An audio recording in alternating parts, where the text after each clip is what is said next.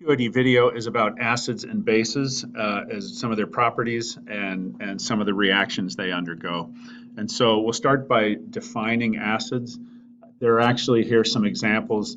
I don't really spend a lot of time with you guys in class asking you to be able to look at a depiction, a molecular modeling depiction like this and determine what it is, but they've given you a key here.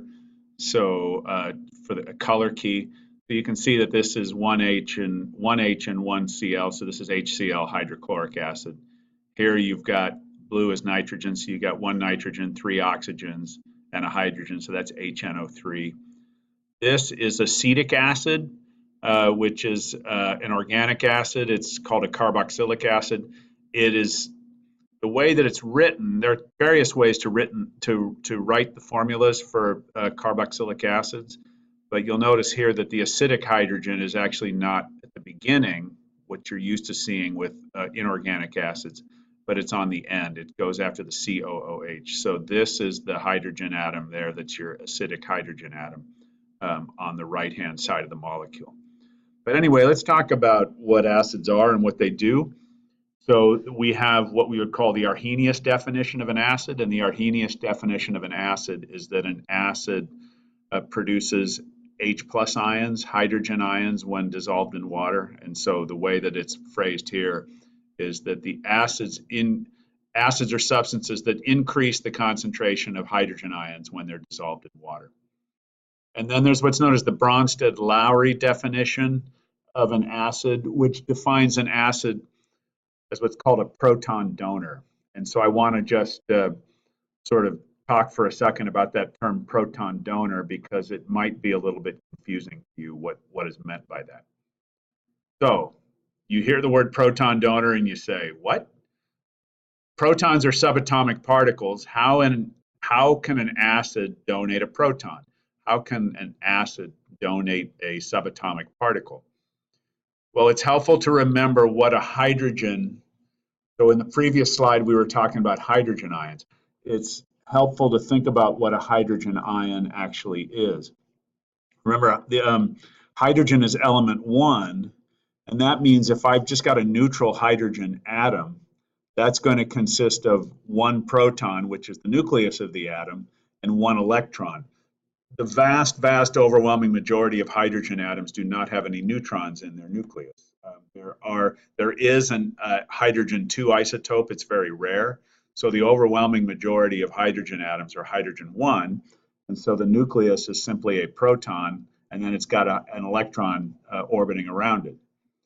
When it becomes a H plus ion, in order to acquire a charge of +1, it has to lose that electron.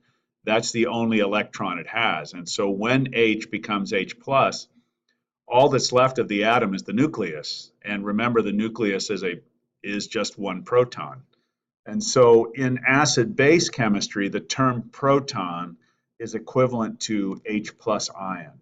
So when we say that the Bronsted definition of an acid is that it's a proton donor, we're saying that an acid can donate an H plus ion to another species. And so the most important thing to think about in terms of at least what we're doing in chapter 4 is that acids will ionize. Remember, when we were going through the sort of checklist of determining whether or not a particular substance was an electrolyte, acids fall into the category of electrolytes, and that is they produce ions when you put them into aqueous solution. That's what the definition of an electrolyte is. But that may seem a little odd because acids are molecular substances. So how is it that acids are producing ions in solution? And the answer is that they do a thing called ionizing. And so in a certain sense, you can kind of think of acids as being somewhere kind of in between molecular compounds and ionic compounds. In their pure form, they're molecules. But when you put them into water, they will ionize and produce ions. And so an example, the generic example of this is to use the term HA to represent, just is representative of any acid. And when you put an acid, whether it's HCl or HNO3 or HF, HBr, when you put it into water, it will produce ions. It'll go from being a molecular compound to essentially being an ionic compound, H plus plus A minus. And so a specific example of this would be nitric acid. When I put nitric acid into water, it ionizes, it breaks up. It's no longer a molecular substance. It is hydrogen ions and nitrate ions. So that's what I mean by sort of being in between molecular and ionic substances. They are molecules in their pure form, but in aqueous solution they ionize. Now we can classify acids as either strong or weak, and so I want to talk about what we mean by that. Really strong and weak is a statement about whether or not an acid ionizes completely when it's in water, or if it only just ionizes partially when it's in water. And so a strong acid is going to ionize completely, and that is to say, once you've dissolved it in water, there is none of the intact molecule remaining. It is only ions in solution. And so hydrochloric acid is a really kind of poster child for this. When I dissolve hydrochloric acid in water, it ionizes completely into hydrogen ions and chloride ions. There is no molecular HCl remaining. It is completely ionized. So if I've got a bottle of hydrochloric acid sitting on the shelf in the storeroom, there is none of this molecule in the solution. It is completely ionized to give me H plus ions and chloride ions. And this is why strong acids are considered strong electrolytes, because there's really no difference in terms of the number of ions. There's no difference between dissolving a mole of HCl in water and a mole of sodium chloride in water. The HCl will ionize completely to give me 2 moles of ions, and a mole of sodium chloride will dissociate completely into a mole of sodium ions and a mole of chloride ions. And so in terms of being electrolytes, they're going to behave in the same way. They're both strong electrolytes. Weak acids are only going to ionize partially, and really it's typically going to be something that's much less than 10%. And so an example of this is hydrogen fluoride. When I dissolve hydrogen fluoride, and it is a weak acid, in water, I will get some ionization into hydrogen ions and fluoride ions. What I've done here is tried to make a little version of what's called an equilibrium arrow, which means that the reaction is going in both directions. But by making the forward arrow much smaller than the reverse arrow, what I'm trying to say is that this equilibrium actually strongly favors the intact hydrogen fluoride molecule. There's only a very small, probably 3 to 5% of the HF that's actually ionized. The remainder of it remains intact as HF molecules. And so weak acids, and you would have seen this in the video when the crazy guy put his conductivity tester into a solution of vinegar, which contains acetic acid, which is a weak acid. It lit the bulb, but it only lit the bulb kind of dimly. And so weak acids are weak electrolytes because they only produce a relatively small number of ions in solution. A mole of HF is not going to produce a mole of H plus and a mole of F minus. It's just going to produce a very small percentage of H plus and F minus. How do you know what's a strong acid and what's a weak acid? Well, the simplest way to do that is just to memorize these 7 strong acids and then know that everything else is a weak acid. And so it is the 3 of the 4 what we call hydrohalic acids or strong acid: hydrochloric acid, hydrobromic acid, hydroiodic acid. The only hydrohalic acid that is not strong is HF, hydrogen fluoride. So because hydrochloric acid is on that list, it's a strong acid. Then you have 4 oxo acids that are strong acids: nitric acid, sulfuric acid, chloric acid, and perchloric acid. So here's nitric acid. It's on the list, therefore it is a strong acid. Acetic acid that we were talking about earlier, you notice that that is not on our list of 7 strong acids, and so acetic acid is a weak acid.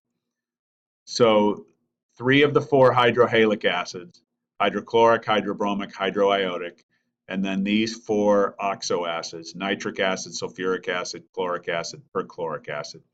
Every other acid that we've talked to up to now, going back to chapter 2 and talking about hypochlorous acid or chlorous acid or phosphoric acid or excuse me, selenic acid or nitrous acid, all of those things are weak acids because they're not on this list of 7. Well, let's define a base. Arrhenius defined an acid as a substance that will increase the concentration of hydrogen ions in aqueous solution. A base, by the Arrhenius definition, is a substance that increases the concentration of hydroxide ions when dissolved in water. The Bronsted-Lowry definition, whereas a Bronsted acid is a proton donor, a Bronsted base is a proton acceptor. And therefore, for example, hydroxide is looking for an H plus to accept so that it can become a water molecule. And so just as with acids, in which you have a limited number of acids of strong acids to remember and everything else is weak, you have a limited number of strong bases to memorize, and they are going to be all of the hydroxides of the alkali metals. And so lithium hydroxide, sodium hydroxide, potassium hydroxide, rubidium hydroxide, cesium hydroxide. Those 5 are all strong bases. And then these 3 from group 2, calcium hydroxide, strontium hydroxide, barium hydroxide. The other 2 elements from group 2, magnesium and beryllium, their hydroxides are weak, are not water soluble, and therefore they are weak bases. But these 5 plus 3 are all freely soluble in water, and therefore they are strong bases.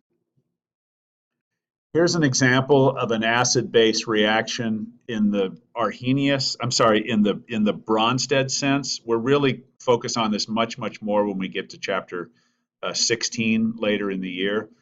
But the reaction of water with ammonia to give ammonium hydroxide is an example of an acid-base reaction because the water is donating an H plus to the ammonia to form ammonium. So water donates an H plus and it becomes hydroxide. Ammonia accepts an H plus and it becomes ammonium. And so water in this particular case is acting as the acid and ammonia is acting as the base. What we're more interested in this chapter is what are called neutralization reactions. And so a neutralization reaction is one in which an acid reacts with a strong base, at least a hydroxide base, to give you an ionic compound called a salt and water. And so in this case, we think about salt, we usually think about sodium chloride, which is generically referred to as salt, and it is a salt. The definition really of a salt is an ionic compound in which the cation is the cation from a base, and the anion comes from an acid. And so because the acid is acetic acid and the base is sodium hydroxide, the salt that you get in the end is sodium acetate. The other product is water. I will occasionally joke about things I would like you to imprint on your forehead, but here's one that is a good one to imprint on your forehead. An acid plus a base produces water and a salt. And so that's kind of something you'll be good to have stuck in your head. The only qualifier here is that in order for this to be true, the base has to be a hydroxide base, which is pretty much all the bases we're going to talk about in this chapter. So from the standpoint of this chapter, in which we're really thinking about metal hydroxide ionic compounds, an acid plus a base produces water and a salt. And it's also useful to note that an acid-base neutralization reaction is another subtype of double displacement reaction. And so if you think about this as being AB, acetic acid being AB, the A being the hydrogen and the B being acetate, sodium hydroxide being CD, okay? Now we do our double displacement. CB is one of the products, sodium acetate. The other product is AD, H plus OH gives me water. So just as a precipitation reaction is a subset of double displacement reactions, so an acid-base reaction like this is a subset of double displacement reaction. Well, let's talk about net ionic equations. We've already talked about net ionic equations in the context of precipitation reactions. Let's talk about them in the context of acid-base reactions. Here again is the acid-base reaction, and once more it's a double displacement reaction.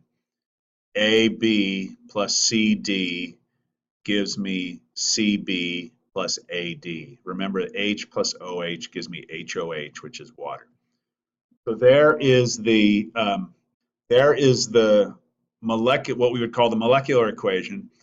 Because hydrochloric acid is a strong acid, it will ionize completely in water. And so when it's in water, there's actually none of this remaining, as I'd mentioned on a previous slide. It ionizes completely to give me H plus plus Cl minus. Sodium hydroxide is a soluble ionic compound, and so it dissociates completely to give me Na plus plus OH minus. Water is the one product on the right-hand side that's different than from on the left-hand side, but sodium chloride, being a soluble ionic compound, will be entirely dissociated as well. And so just with precipitation reactions, we can look at this total ionic equation and identify spectator ions. And you can see that those spectator ions are chloride. Chloride appears the same way on the left-hand side of the arrow as it does on the right. Sodium appears the same way on the left-hand side of the arrow as it does on the right. And so we can identify those as spectator ions, cancel them out, and that gives us the net ionic equation that is simply H plus plus OH minus gives water. This is going to be the net ionic equation for any neutralization reaction between a strong acid and a strong base, because any strong acid is going to ionize completely and any strong base is going to be soluble in water, and therefore this is always the net ionic equation for any reaction between a strong acid and a strong base. The other combination you should concern yourself with, though, in this chapter, what about the neutralization reaction of a weak acid with a strong base? So you'll notice that these two equations look almost exactly the same. Here it's HCl plus NaOH gives me NaCl plus water. Here it's HF plus NaOH gives me NaF, sodium fluoride plus water. The difference is that I mentioned to you earlier that hydrogen fluoride, hydrofluoric acid, is not a strong acid. And so it does not ionize completely. In fact, it ionizes much less than 10%, probably in the range of about 3 to 5%. And so rather than writing, in the ionic equation, rather than writing HF as HF, H plus plus F minus, we keep it intact as HF molecules because the overwhelming majority of the HF molecules actually are intact, and the extent of ionization is very low.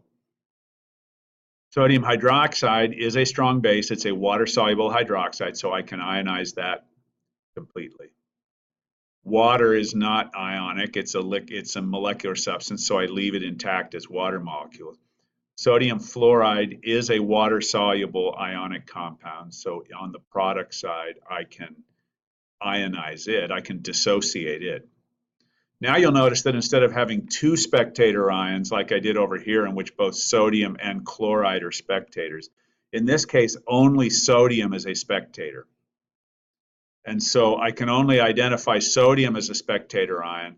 I can only cancel out sodium. That leaves me with a different looking net ionic equation in this case than I'd had for HCl because, again, HF is a weak acid, not a strong acid. Here the net ionic equation is HF plus OH minus gives me water plus F minus. It's balanced in terms of both atoms and charge. 2 hydrogens on the left, 2 hydrogens on the right, 1 fluorine on the left, 1 fluorine on the right, 1 oxygen on the left, 1 oxygen on the right. Charges are balanced as well. total charge of -1 on the left, total charge of -1 on the right. But you do need to be aware of the fact that a weak acid with a strong base will give you a different net ionic equation than a strong acid with a strong base. Here it's just H plus OH minus gives me water. In the case of any weak acid, it's always going to be HA plus OH minus gives me A minus plus water. A few acid-base reactions don't give an acid and a salt like you're expecting, and we will refer to these as gas-forming reactions. And so, for example, if I take calcium carbonate and react it with hydrochloric acid, I get calcium chloride, which you would expect from the double displacement. A plus D is calcium chloride. But Cb ought to be H2CO3. Instead, what you get is carbon dioxide and water. That's because H2CO3, which is called carbonic acid, in aqueous solution will decompose into carbon dioxide and water. So you need to be aware that anytime you are neutralizing a carbonate or a bicarbonate, you will get the AD product, calcium carbonate or sodium bromide in these two cases. But instead of the CB product, which would be carbonic acid, you will get carbon dioxide plus water. And then an analogous example to this is with sulfites. If you have a sulfite and you neutralize it, you will once again get the AD product, strontium iodide, but you won't get the CB product, which you would expect to be sulfurous acid or H2SO3. Instead, that's going to decompose into sulfur dioxide gas and water. And whereas in the case of a carbonate, which you get carbon dioxide plus water, and carbon dioxide isn't particularly noxious or harmful, sulfur dioxide is actually a noxious, acidic, unpleasant gas. And so you wouldn't want to ever do this out on an open benchtop. And again, this is because sulfurous acid does not remain intact in aqueous solution. It decomposes into sulfur dioxide and water. Okay, that's the end of the video. Look forward to a QOD on these topics in class. Thanks for watching.